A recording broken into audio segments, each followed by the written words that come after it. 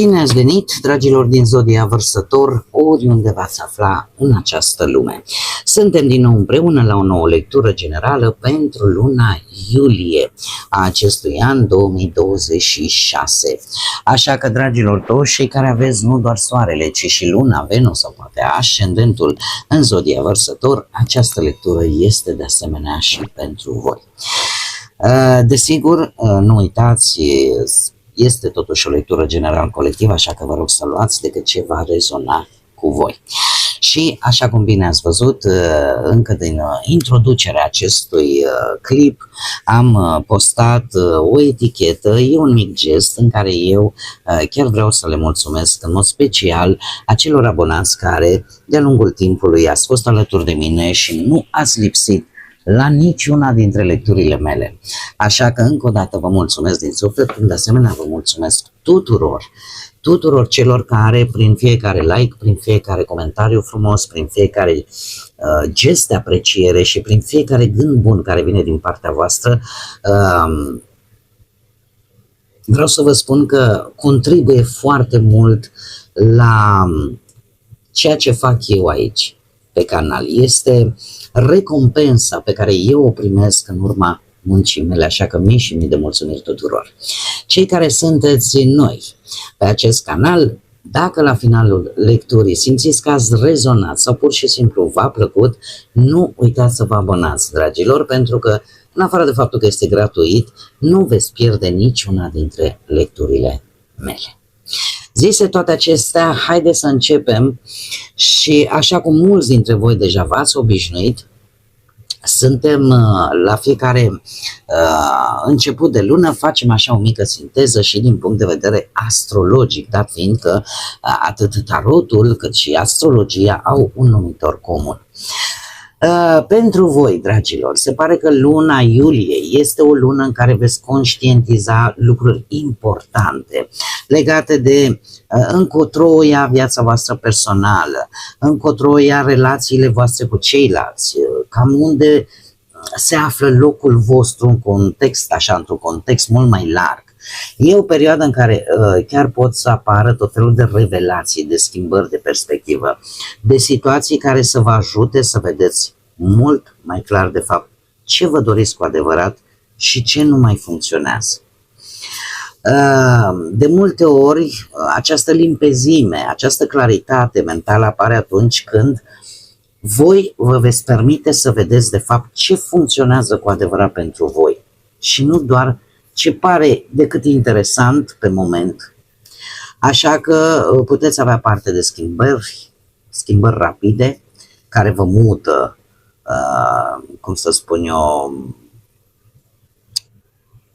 vă mută direcția, să spunem așa, și tocmai faptul că lucrurile se vor schimba foarte repede, asta nu înseamnă că deja gata, știu unde vreau să ajung.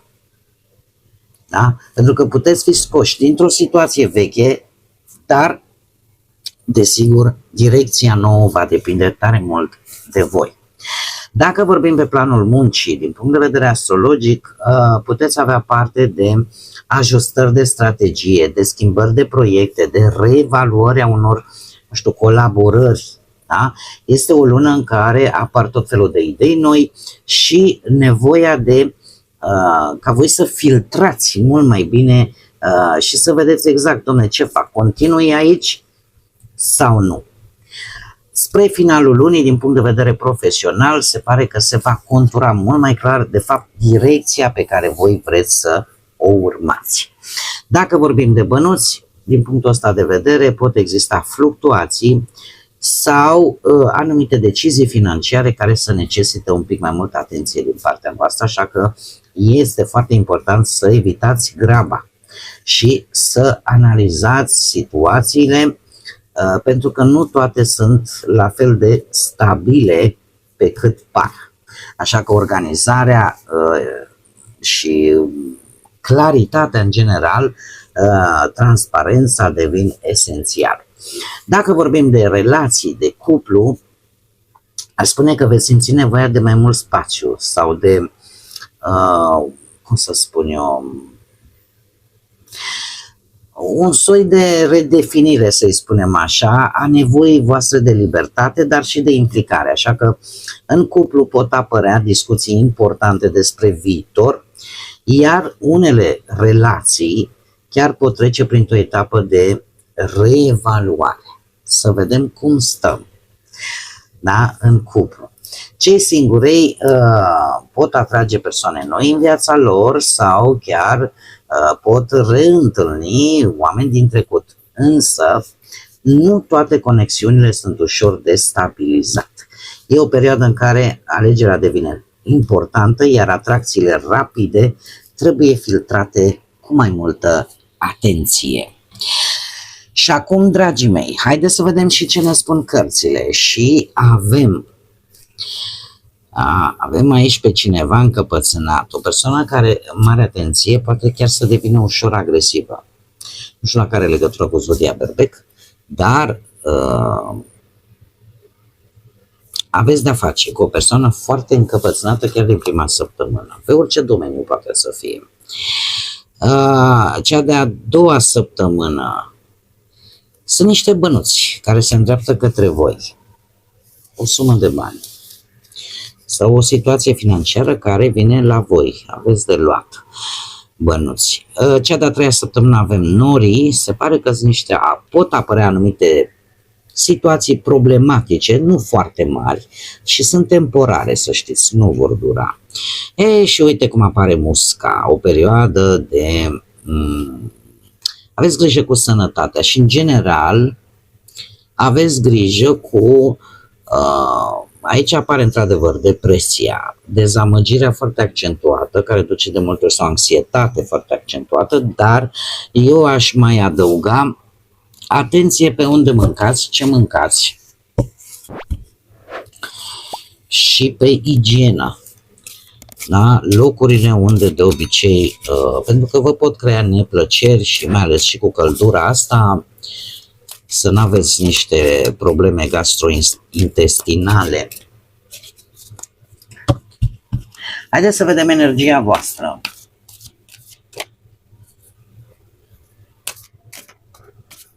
Energia generală pentru dragii mei din Vărsător, luna iulie, te rog. Mai sunt niște cărți imense, mie îmi place tare mult. Opa. Curaj. Energia voastră generală implică curajul, numărul 7. Dragilor, e un moment, e o lună în care voi trebuie să ieșiți un pic în față, să vă susțineți punctul de vedere, să nu vă retrageți și să nu vă ascundeți. Asta chiar dacă poate exista o teamă firească și umană până la urmă, dar indiferent de această teamă, indiferent de presiunile care pot veni din exterior, voi trebuie să spuneți ce aveți de spus și să acționați în acea direcție în care voi simțiți că este corect. Curajul nu înseamnă neapărat absența fricii, ci pur și simplu acțiunea în ciuda fricii vine din puterea interioară.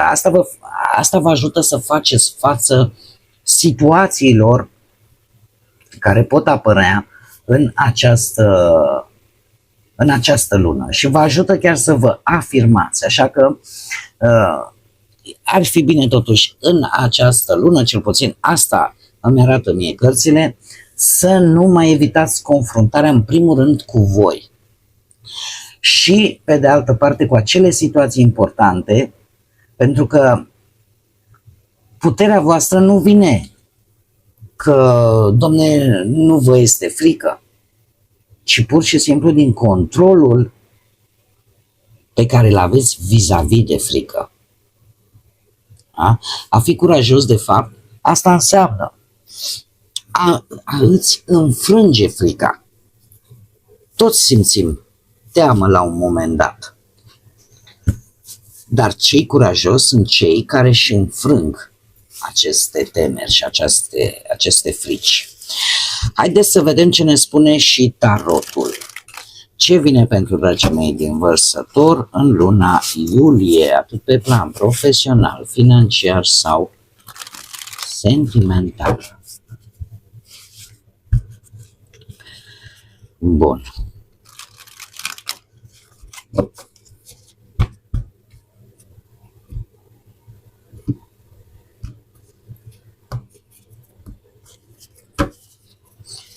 Pe plan profesional avem judecata, turnul, da, și o regină de bâte. Dragilor, aveți grijă la locul de muncă. E o situație care ori nu s-a rezolvat, a rămas așa un pic în aer cu judecata aici și care va crea o anumită tensiune la locul de muncă, cu afacerea voastră, într-o colaborare cu altcineva. Avem aici o regină de bâte, zodii de foc, berbec, leu, săgetător. În această situație eu aș spune că ori voi sunteți, ceea ce nu prea cred, puteți fi prea autoritari, prea dominanți, asta dacă aveți poate și un ascendent pe zodii de foc, sau din contră, puteți lua prea multe responsabilități asupra voastră și asta să vă epuizeze. În urma acestei situații care la un moment dat explodează, adică durează de ceva vreme, trebuie rezolvată cu ceva timp în urmă. Lucru care nu s-a făcut și care la un moment dat va izbucni, e ca o bombiță cu ceas. Aș spune că, nu știu, s-a tot amânat o decizie. Culmea, o decizie din teamă. S-a amânat această decizie nu doar din teamă, poate, nu știu, din confort. Hai, lasă că o să fie bine aici. Sau poate cineva, ori voi, ori colegi, șefi, parteneri de afaceri, acolo s-a judecat un pic greșit situația pentru că nici nu s-a învățat o lecție.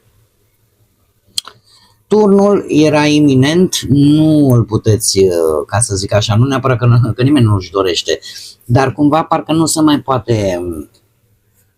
mai poate merge așa. Da? Și toate aceste schimbări, toate aceste nesiguranțe, care e adevărat sunt temporare, dar v-au fost trimise niște semne, voi ați văzut aceste semne de avertizare și cu toate astea au fost ignorate. Dar, cum bine am văzut cu această regină de bâte, pe partea asta a profesiei, a muncii, sunteți, cum să spun eu, ori luați, cum am mai spus, prea multe asupra voastră și în felul ăsta vă epuizați, ori pur și simplu cineva aici, că sunteți voi, că este o altă energie legată de zona asta a muncii, cineva este prea autoritar sau prea dominant. În urma acestui turn va deveni, și acum, nu știu, depinde, voi adaptați cât vă este de ajutor aceste lucruri. Pe partea banilor avem aici un 10 de spade. Recent poate unii dintre voi ați trecut printr-o dezamăgire financiară, printr-o orică pierdere, orică ați cheltuit neașteptat o sumă destul de mare de bani sau ați pierdut-o sau ați făcut o investiție care nu a mers sau chiar sunteți în faza în care să încheiați, să spunem așa, o colaborare financiară. Cert este că există o frustrare, există o dezamăgire, nu vă agățați de trecutul financiar, lasă că mai trecut eu și am ieșit, nu este cazul. Văd foarte multe spade, se cere foarte multă rațiune, foarte mult realism, foarte multă logică când e vorba de bani. Și eu aș mai spune că dacă s-au pierdut niște bani, nu știu cât de recuperabili vor fi. Într-adevăr, avem aici un paș de spade și o regină de spade.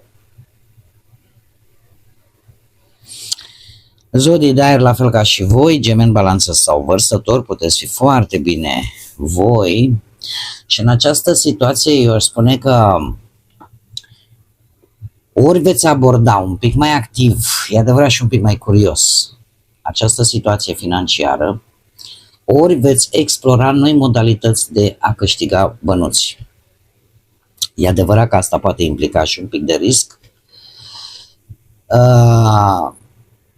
Din câte văd eu totuși cu regina de spade lângă, aș zice că o veți face inteligent. Dacă nu era această regină de spade, aici însemna asumarea unor riscuri mari și cam grăbit.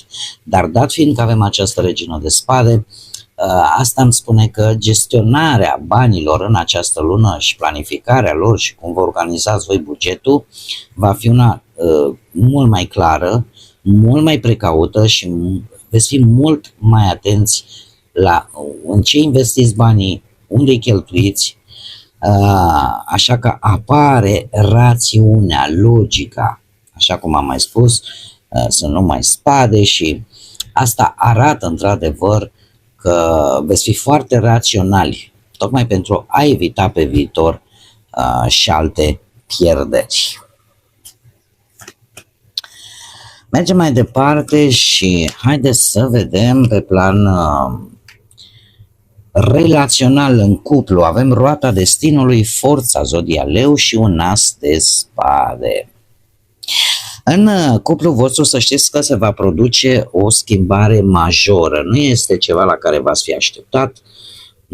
Apare forța aici care îmi vorbește tare mult de o abordare a unor situații un pic tensionate din relație cu mai multă blândețe, cu mai multă răbdare.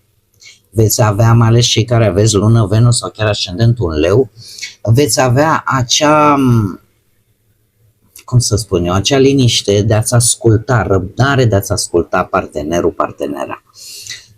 Discuțiile vor fi calme, problemele de cuplu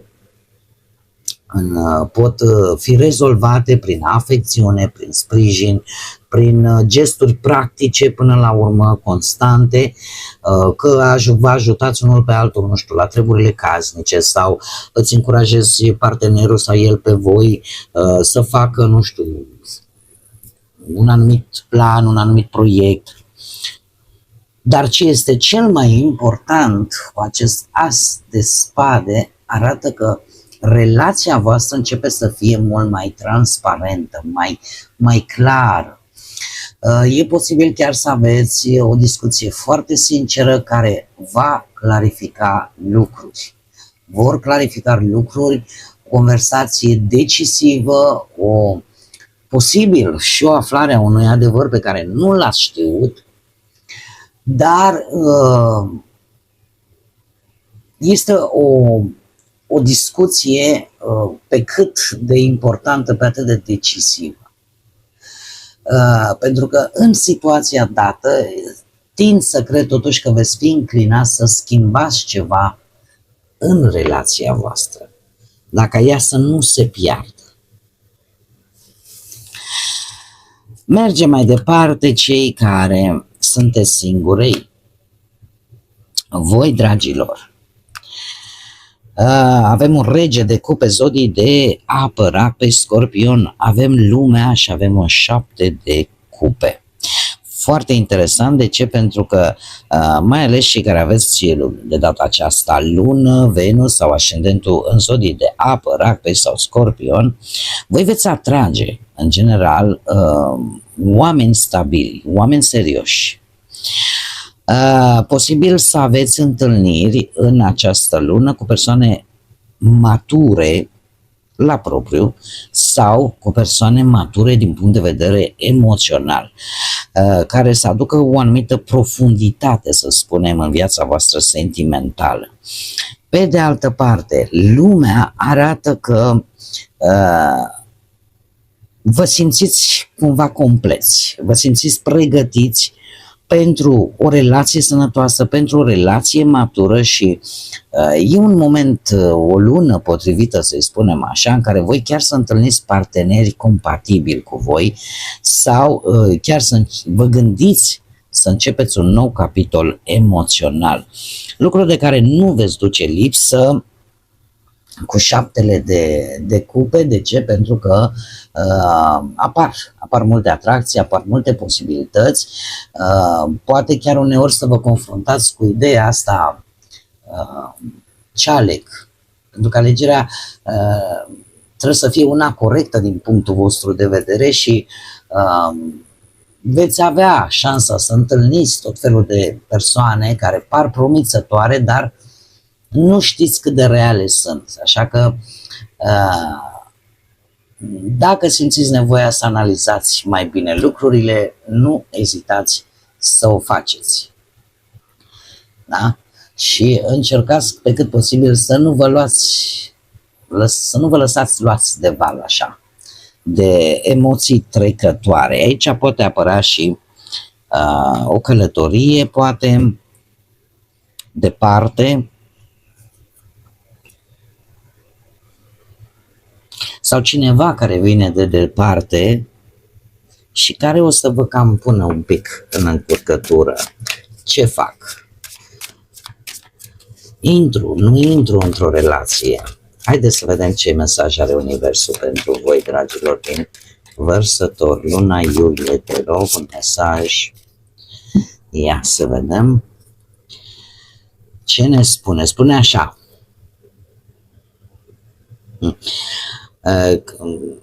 când continui să tot dai înapoi cu ce ar fi putut să fie, când continui să te opui, lasă, adică ocupi un loc de rezistență, cum s-ar spune, reziști către ceva noi, insiști mai mult pe ce a fost. Da? Când dai înapoi și spui uite, dacă aș fi făcut așa, lucrurile ar fi stat în altfel.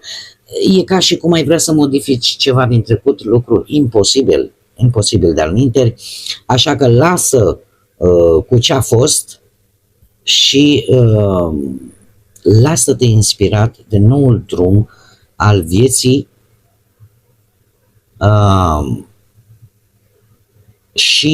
dar nu permite la ceea ce a fost să te limiteze și să determine ceea ce poate fi. Știu că sună un pic așa radă, dar ce vreau să vă spun vis-a-vis de acest lucru, de fapt, ideea este în felul următor. Nu trebuie să te gândești, uite, da, eu am greșit aici, eu dacă făceam așa, lucrurile stăteau în alt fel. Oricum nu mai pot schimba nimic. Da? Trecutul are două valori importante. Una, să ne învețe ceva, să vedem unde am greșit și să nu mai repetăm. Așa că ce a fost și cum ar fi putut să fie, e deja o utopie pentru că nu pot schimba. În schimb, ce a fost, lecțiile pe care le-ai învățat din ce a fost, chiar poate să vă inspire, dar în același timp trebuie să rețineți că nu poate nici să vă limiteze sau nu lăsați să vă limiteze. Aia e, s-a greșit, s-a făcut ce s-a putut la momentul respectiv. Important e să înveți lecția trecutului, dar tu să-ți deschizi un nou drum în viață și să nu permiți acestui gând să vă determine ceea ce poate fi de acum înainte. Luați decât lecțiile, restul sunt, știți cum e, frecție la picior de lemn. Bun, dragilor, cam acestea au fost mesajele pentru voi. Eu vă foarte mulțumesc că ați fost alături de mine și până data viitoare, când ne vom reîntâlni, desigur, la lecturile noastre săptămânale, nu uitați, suflete frumoase, să gândiți înalt, să zburați înalt și, desigur, lăsați ca pacea, liniștea, credința și iubirea să vă însoțească la fiecare pas.